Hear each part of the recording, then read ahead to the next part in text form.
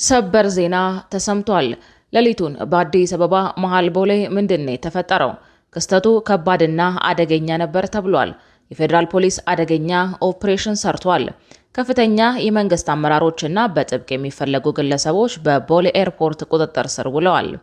በሌላ በኩል ህወሓት ይፋዊ ጦርነት ለኩሷል። ሰራዊቱን ሰብስቦ ለመጨረሻ ማጥቃት ወደ ግንባር አሰማርቷል። ይህ አዲስ ፖስት ሚዲያ ነው። የከበረ ሰላምታችን በያላችሁበት ይድረሳችሁ። ለአሁን የተደመጡ እናንተን የሚመጥኑ መረጃዎችን አጠናክረን መተናል። ታማኒ መረጃዎቻችን ለብዙዎች ተደራሽ እንዲሆን አስቀድማችሁ ቪዲዮውን ላይክ፣ ኮሜንት እና ሼር እንድታደርጉ እንጠይቃለን። አሁን ዋና ዋናዎቹን እናስቀድም። በአዲስ አበባ ሌሊቱን እጅግ አስገራሚ እጅን በአፍ የሚያስጭን ኦፕሬሽን ሰርቷል። የፌዴራል ፖሊስ ልዩ ኦፕሬሽን ፈጻሚዎች ከኢንተርፖል ጋር በመተባበር ጀብዱ ፈጽመዋል። ይህንን ተከትሎ ከፍተኛ የመንግስት አመራሮችን ጨምሮ ተፈላጊ ግለሰቦች በቦሌ ኤርፖርት በቁጥጥር ስር ውለዋል። የተያዙት ተጠርጣሪዎች በቢሊዮን የሚቆጠር ገንዘብ መዝረፋቸው ተነግሯል። በዝርዝር እናስደምጣቸዋለን። ህወሓት ይፋዊ ጦርነት አወጀ። በራያ ቀጠና ድንገተኛ ጥቃት ከፍቷል። የወታደሮቹ ባለፈ የፖሊስ ሰራዊቱ ወደ ግንባር እንዲንቀሳቀስ ትዕዛዝ አስተላልፏል። የቡድኑ ምክትል ሊቀመንበር ብልጽግና ለማስወገድ ሙሉ ዝግጅታችንን ጨርሰናል፣ በቅርቡ 4 ኪሎ ጠብቁን ሲሉ ተደምጠዋል። ትሰሙታላችሁ። የኢትዮጵያ አየር መንገድ በኤርትራ ጉዳይ ቅርቃር ውስጥ ገባ። የሀገሪቱ ግዙፍ ተቋም የኤርትራ መንግስት ያቀረበበትን በቢሊዮን የሚቆጠር ገንዘብ ማስመለስ እንዳልቻለ፣ በዚህም ቅርቃር ውስጥ መግባቱን ይፋ አድርጓል።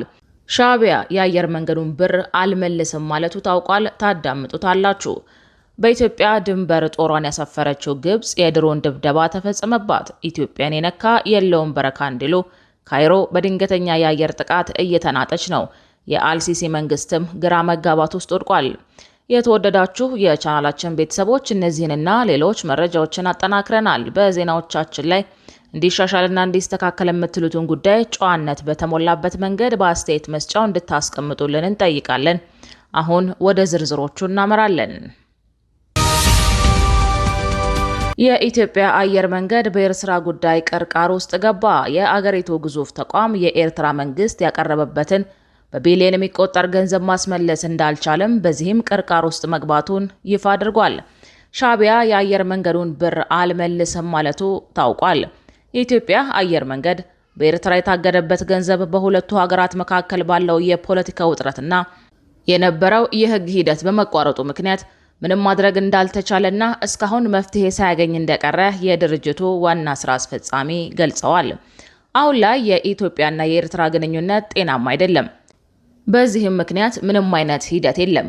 ጉዳዩ እስታክ እንዳደረገ ወይም ባለበት እንደቆመ ነው ያሉት ዋና ስራ አስፈጻሚው፣ በጊዜው ጉዳዩን ወደ ፍርድ ቤት ወስደው የነበረ ቢሆንም ፖለቲካዊ ውሳኔ በመደረጉ ፍርድ ቤቱ መንቀሳቀስ አልቻለም ብለዋል።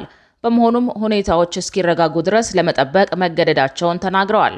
አሁን ላይ ገንዘቡ በኤርትራ ባንክ እንደሚገኝ ያነሱት ዋና ስራ አስፈጻሚው የበረራ መቋረጡም ሆነ የገንዘብ ዝውውሩ መገታት ከፖለቲካዊ ሁኔታዎች ጋር የተያያዘ መሆኑን ጠቁመዋል። አየር መንገዱ በተለያዩ ሀገራት ገንዘቦቹ እንደተያዙበት ያነሱ ሲሆን በርካታ ገንዘብ በሩሲያ እንደሚገኝም በመግለጽ ይህንንም ለማውጣት ጥረት እየተደረገ መሆኑን አስታውቀዋል። በኤርትራ ያለውን ገንዘብ ግን እስካሁን ድረስ ባለበት እንደተያዘ ይገኛል። በሌላ በኩል የበዓላት ሰሞን በሀገር ውስጥ በረራ ወቅት የትኬት ዋጋ ከመደበኛ ዋጋ ጭማሪ እንደሚደረግ አየር መንገዱ ገልጿል። በበዓላት ወቅት እንደ ቁልቢ ገብርኤልና ላሊበላ እንዲሁም ጎንደርና ተመሳሳይ ባሉ የጉዞ ወቅቶች የሚደረገው የትኬት ዋጋ ጭማሪ የገበያውንና የጉዞ ፍላጎቱን መሰረት ያደረገ መሆኑ ተገልጿል። በእነዚህ ወቅቶች ወደ ቦታው የሚሄዱ ተሳፋሪ እጅግ ከፍተኛ በመሆኑ አየር መንገዱ የሕዝቡን ፍላጎት ለማሟላት ሲባል ተጨማሪ አውሮፕላኖችን መድቦ የሚያሰማራ ቢሆንም በዚህም ምክንያት ወጪውን ለመሸፈን ግዴታ ጭማሪ ማድረግ እንዳለበት ተነስቷል። ይሁንና እነዚህ አውሮፕላኖች ተሳፋሪዎችን አድርሰው ሲመለሱ ባዷቸውን ወይም ተጓዥ ሳይዙ የሚመለሱ በመሆናቸው የሚከሰተውን የኪሳራ ስጋትና ወጪ ለመሸፈን ሲባል በተጨመሩት አውሮፕላኖች የትኬት ዋጋ ላይ በግማሽ ወይም 50 በመቶ ያክል ጭማሪ ለማድረግ እንደሚገደድ ዋና ስራ አስፈጻሚው ቀድመው ተናግረዋል። አክለውም ቀድመው በመደበኛ መንገድ ትኬታቸውን የቆረጡ መንገደኞች ላይ ግን ይህ የዋጋ ጭማሪ እንደማይደረግ ገልጸዋል። የአየር መንገዱ ዋና ስራ አስፈጻሚ በዛሬው መግለጫቸው የስራ ዘመናቸውን በተመለከተ ሀሳባቸውን የሰጡ ሲሆን ሐምሌ 30 ቀን የስራ ዘመናቸውን እንደሚጠናቀቅ አስታውቀዋል። አክለውም እሳቸው በጡረታ እንደሚወጡ ማብራሪያም ሰጥተዋል። በኢትዮጵያ ሕግ መሰረት እድሜያቸው 60 ሲሞላ ማናቸውም ሰው በጡረታ መልኩ ስራውን መልቀቅ እንዳለበት በማንሳት እሳቸውም ከ3 ዓመት በፊት በጡረታ መሸኘት እንደነበረባቸው አውስተዋል። ሆኖም ግን በተቋሙ ጥያቄና በመንግስት ውሳኔ የስራ ዘመናቸው ለ2 ዓመታት እንዲራዘም ከተደረገ በኋላ በመቀጠል ሌላ 1 ዓመት ተራዝሞ በቀጣይ ሳምንት እንደሚጠናቀቅ አስታውቀዋል። በአሁኑ ወቅት ከጡረታ መውጫ እድሜያቸው በላይ ቆይታ ማድረጋቸውንና ወደፊት በጡረታ መሰናበታቸው የሚጠበቅ ቢሆንም የቆይታቸው ሁኔታ ግን በመንግስት የሚወሰን መሆኑን አስረድተዋል። በቀጣይ መረጃ በኢትዮጵያ ድንበር ጦሯን ያሰፈረችው ግብጽ የድሮን ድብደባ ተፈጸመባት። ኢትዮጵያን የነካ የለውም በረካ እንዲሉ ካይሮ በድንገተኛ የአየር ጥቃት እየተናጠች ነው። የአልሲሲ መንግስትም ግራ በመጋባት ውስጥ ወድቋል። በግብጽ የሜዲትራኒያን ወደብ በሆነው ዳሚየታ በሚገኝ የአሜሪካ ንብረት በሆነ ፈሳሽ ጋዝ የሚቀየርና የሚያከማች መርከብ ላይ በተፈጸመ የድሮን ጥቃት እሳት መከሰቱንና በኋላም እሳቱ በአቅራቢያው ወደሚገኝ ሌላ መርከብ መሸጋገሩን ሮይተርስ ዘግቧል። የብሪታንያው የባህር ላይ ደህንነት ተቋም አምብሬ የመጀመሪያ ደረጃ ምዘናና የደህንነትና የንግድ መረጃዎችን ጠቅሶ እንደዘገበው ኤነርጎስ ዊንተር የተባለች መርከብ የቀኝ ጎኗ በድሮን ጥቃቱ ተመቷል። በመቀጠልም እሳቱ በወደቡ ላይ ወደ ነበረችው ጋስሎ ሳሌም ወደ ተባለች ሌላ የጋዝ መርከብ ተዛምቷል። በግምት 138250 ኪዩቢክ ሜትር የማከማቸት አቅም ያላት ኤነርጎስ ዊንተር መቀመጫው አሜሪካ ላይ ሆነው ኤነርጎስ ኢንፍራስትራክቸር የተባለ ኩባንያ ንብረት ስትሆን የቴክኒክ የደህንነትና የንግድ እንቅስቃሴዎቿ የሚመሩት ደግሞ በቪል ሄልምሰን ሺፕ ማኔጅመንት ነው። የግብጽ የፔትሮሊየም ሚኒስቴር በዳሚየታ ወደብ በሚገኙ መርከቦች ላይ የእሳት አደጋ መከሰቱን አረጋግጧል። የአደጋ ጊዜና የእሳት አደጋ ተከላካይ ቡድኖች አስቀድሞ በተቀመጡ የመልስ አሰጣጥ ሂደቶች መሰረት እሳቱን መቆጣጠራቸውን ሚኒስትሩ አስታውቋል። የፔትሮሊየም ሚኒስትር ካሪም ባዳዊ የአደጋ ምላሽ ስራውን በቅርበት ለመከታተል ወደ ስፍራው አቅንተዋል።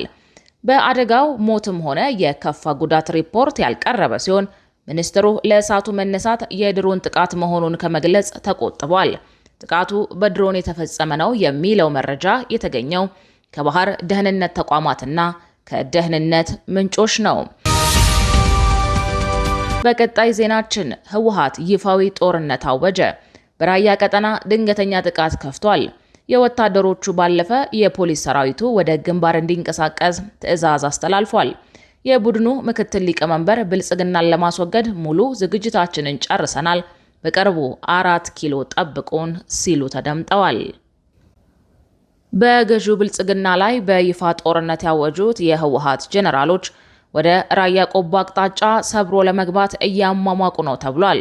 ጄኔራሎቹ ጦራቸው ወደ ራያ ቆቦ አቅጣጫ ካንቀሳቀሱ በኋላ የቡድንና ከባድ መሳሪያ ተኩስ መጀመራቸውን ነዋሪዎች ዋቢ አድርጎ የጀርመኑ ዶቼ ቬሌ ዘግቧል። ህወሓት ከፍተኛ ኃይል ወደ ራያ ግንባር ማስጠጋቱን ተከትሎ ጦርነቱ ሊጀመር ይችላል የሚል ስጋት ማየሉን ዘገባው ጠቅሷል። የአካባቢው ነዋሪዎች እንደሚሉት ከሆነ ከትላንት በስቲያ ጀምሮ በራያ አላማጣ አቅራቢያ የከባድ መሳሪያ ተኩስ መሆኑን ይገልጻሉ። ነዋሪዎቹ በአካባቢው የተፈጠረውን ውጥረት ሲገልጹ ጦርነቱ ሊጀመር ይችላል የሚል ጭምጭምታ አለ ብለዋል። ትላንትናም በአማያ አካባቢ ተኩስ ነበር የሚሉት ነዋሪዎች በተደጋጋሚ ከባድ መሳሪያ እየተተኮሰ መሆኑን ተናግረዋል።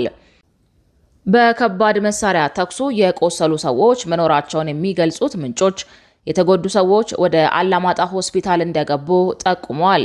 የተኩስን መጀመርና ውጥረቱን ሲገልጹ ሞርተርም ይተኩሳሉ። ሞርተርንም ይሆን ከባድ መሳሪያ ይተኩሳል። ወደዚህ ወደ ቆቦ ማህበረሰብ ነው የሚተኮሰው። ትላንትም ከትላንትም ወዲያ ጮቢ የሚባል ቦታ ራሱ 7 ጊዜ አርፏል። ስጋት በጣም ከፍተኛ ሁኔታን ያለው ብለዋል። ይህ በእንዲህ እንዳለ የህወሓት ምክትል ሊቀመንበር አቶ አማኑኤል አሰፋ የትግራይ ፖሊስ ለጦርነት እንዲዘጋጅ አዘዋል። አማኑኤል ለፖሊስ አባላቱ በሰጡት ማብራሪያ ብቸኛ መዳኛችን የአብይ አህመድ አስተዳደር መጥፋት ነው በሚል ራሳቸውን ለጦርነት እንዲያዘጋጁ አሳስበዋል። ህወሓቶች ከጀነራል ታደሰ ወረደ ጊዜያዊ አስተዳደር መፍረስ በኋላ የተቆጣጠሩትን የክልሉን ፖሊስ ኃይል ለጦርነት ለማሰለፍ ጥብቅ ትዕዛዝ መስጠታቸው ተሰምቷል። እንደ አማኑኤል ገለጻ ብልጽግና የፕሪቶሪያውን ስምምነት ተጠቅሞ ህወሓት አንድነቱን እንዲያጣና እንዲንበረከክ እንዲሁም ከገጠመው መከፋፈል መውጫ እንዲያጣ ተግቶ ሰርቷል። በዚህም የቡድኑ አመራር እንዲከፋፈልና በህዝቡ መካከልም ጎራ ለይቶ የመቆም አዝማሚያ እንዲታይ አድርጓል ብለዋል። አማኑኤል ብልጽግና የትግራይ ህዝብ መሪውን ህወሓት ኢኮኖሚያዊ አቅሙ እንዲዳከም ሲሰራ ቢቆይም በጽናት ቆሞ ራሱን ለማስወገድ ተዘጋጅተናል ብለዋል። አሁን ላይ ህወሓት ብልጽግናን በኃይል አማራጭ በማሸነፍ ራሱን ለማዳን እየተዘጋጀ መሆኑን ጠቁመዋል። ዝግጅታቸውን ሲገልጹ ዛሬ የገባንበት ምዕራፍ እኛን ለማጥፋት እየሰራ ያለውን የአብይ አህመድ አስተዳደር መክተን የትግራይን ሉዓላዊነትና ህልውናን ማረጋገጥ ነው ብለዋል። አማኑኤል ገብተንበታል ያሉትን ምዕራፍ ወደ ዳግም ጦርነት ለመመለስ የሚደረገውን ዝግጅት መሆኑን አመላክተዋል። የትግራይ ህዝብ በሌሎች በጎ ፈቃድ የሚሰጠውን ህልውና እንደሌለ የተናገሩት አማኑኤል የውስጥ አቅምን ማጠናከርና ቀጠናዊ ወዳጅነትን ማጎልበትና ወዳጅ ማብዛት ወሳኝ መሆኑን ተናግረዋል። የብልጽግና ስርዓት በስልጣን ላይ እያለ የትግራይን ህዝብ ህልውና ማረጋገጥ አይቻልም ያሉት አማኑኤል ስርዓቱን ሙሉ በሙሉ ለማስወገድ በሙሉ አቅም እየተዘጋጀን ነው ብለዋል። ዝግጅቱ ከመደበኛው ታጣቂ ኃይል በተጨማሪ የፖሊስ ኃይሉን ወደ ግንባር እስከ ማስገባት የዘለቀ መሆኑን ጠቁመዋል። በሌላኛው መረጃችን በአዲስ አበባ ሌሊቱን እጅግ አስገራሚ እጅን በአፍ የሚያስጭን ኦፕሬሽን ሰርቷል ይለናል። የፌዴራል ፖሊስ ልዩ ኦፕሬሽን ፈጻሚዎች ከኢንተርፖል ጋር በመተባበር ጀብዱ ፈጽመዋል። ይህንን ተከትሎ ከፍተኛ የመንግስት አመራሮችን ጨምሮ ተፈላጊ ግለሰቦች በቦሌ ኤርፖርት በቁጥጥር ስር ውለዋል። የተያዙ ተጠርጣሪዎች በቢሊዮን የሚቆጠር ገንዘብ መዝረፋቸው ተነግሯል። የኢትዮጵያ ፌዴራል ፖሊስ ከኢንተርፖል እና ከማላዊ ፖሊስ ጋር በመተባበር ባደረገው የተቀናጀ ክትትል በበርካታ ኢትዮጵያውያን ወጣቶች ላይ ከባድ ኢሰብአዊ ድርጊት ሲፈጽም የቆየውን አደገኛ ህገወጥ የሰዎች አዘዋዋሪ አድነው ባሻው ውዳሞን በማላዊ ሀገር በቁጥጥር ስር በመዋል ለህግ ተጠያቂ እንዲሆን ወደ ሀገር ውስጥ አምጥቶታል። እንደ ፖሊስ የምርመራ መዝገብ ተጠርጣሪው ከማዕከላዊ ኢትዮጵያ ክልል በተለይም ከሀዲያና ከምባታ ዞኖች ወጣቶችን ህይወታችሁን ታሻሽላላችሁ በሚል አጉል ተስፋ በማታለል በህገወጥ መንገድ ወደ ደቡብ አፍሪካ ሲያዘዋውር ቆይቷል። ተጠርጣሪው ከእያንዳንዱ ተጓዥ ከ600 ሺህ እስከ 800 ሺህ ብር የሚጠይቅ ሲሆን ቅድመ ክፍያ 100 ሺህ ብርና ከዛ በላይ በኢትዮጵያ ውስጥ ባሉ ግብረ አበሮቹ በኩል በባንክ ሲቀበል ነበረ። ተጓዦችን በሞያሌ በኩል ወደ ኬንያ ካሻገረ በኋላ በጋምቦ ጫካ ውስጥ በድብቅ በማስቀመጥ በየ24 ሰዓቱ ጥቂት ሩዝ ከቁራጭ ዳቦ ጋር ብቻ በመስጠት ለከፍተኛ ረሃብና ጥም ዳርጓቸዋል። በተጨማሪም በሞተርና በእግር ሴሎ በረሃን እንዲያቋርጡ ያስገደዳቸው ሲሆን ናይሮቢም ሲደርሱ በአንድ ክፍል ውስጥ በማጎር ተጨማሪ ገንዘብ ከቤተሰቦቻቸው እንዲያስልኩ በዱላ በመደብደብ እዚሁ ትሞታላችሁ በማለት በማስፈራራትና በኤሌክትሪክ ንዝረት በማሰቃየት ተጨማሪ ገንዘብ ያስከፍል ነበረ።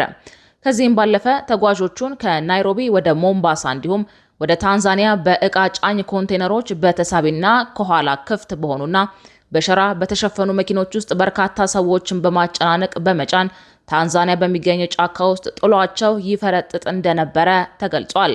በዚህም ምክንያት አብዛኞቹ ወጣቶች ደቡብ አፍሪካ ሳይደርሱ በተለያዩ ሀገራት በፖሊስ ቁጥጥር ስር ውለው እስከ 3 ዓመት በሚደርስ እስራት የተቀጡ ሲሆን እስራታቸውን ሲጨርሱም እስከ 170 ሺህ ብር ከፍለው ወደ ኢትዮጵያ ለመመለስ ተገደዋል። የኢትዮጵያ ፌዴራል ፖሊስ ከ2015 ዓ.ም ጀምሮ ሲያደርግ በቆየው ክትትል የማላዊ ፖሊስ ተጠርጣሪውን በቁጥጥር ስር አውሎ ሐምሌ 22 ቀን 2018 ዓ.ም ለኢትዮጵያ አሳልፎ መስጠቱን አስታውቋል። ፌዴራል ፖሊስ ከሌሎች ሀገራት የፖሊስ ተቋማት ጋር በመተባበር በተመሳሳይ ወንጀል ላይ የተሰማሩትን አድኖ ለሕግ ማቅረብ ተግባሩን አጠናክሮ እንደሚቀጥል በመግለጽ ህብረተሰቡ በኢኤፍፒ አፕ በ991 እና በኤስፒኤስ ጥቆማዎችን በመስጠት እያደረገ ያለውን ትብብር አጠናክሮ እንዲቀጥል ጥሪ አቅርቧል። ክቡራትና ክቡራን የአዲስ ፖስት ሚዲያ ቤተሰቦቻችን ለሰዓቱ የተዘጋጁት መረጃዎች እነዚህን ይመስሉ ነበረ። መረጃዎቻችንን እስከ ፍጻሜው ድረስ ስላደመጣችሁ ከልብ እናመሰግናለን።